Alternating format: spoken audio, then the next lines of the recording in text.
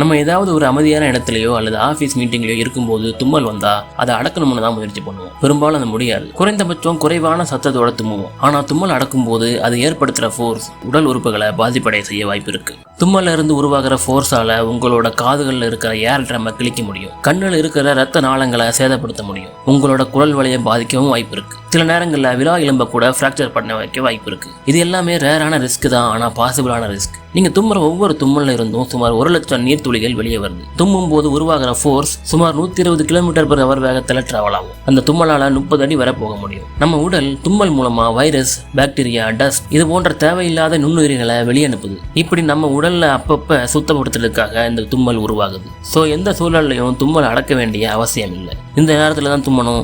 உன்னை யாரும் நினைக்கிறாங்க தும்மல் ஒரு கெட்ட சகனம், இத்தனை தடவை தான் தும்மணும்னு இப்படி பல கதைகள் தும்மலை பற்றி சொல்லப்பட்டு வருது. ஆனால் அது எதுவுமே உண்மை கிடையாது. தும்மல் ஒரு கிளீனிங் ப்ராசஸ், அவ்வளோதான்.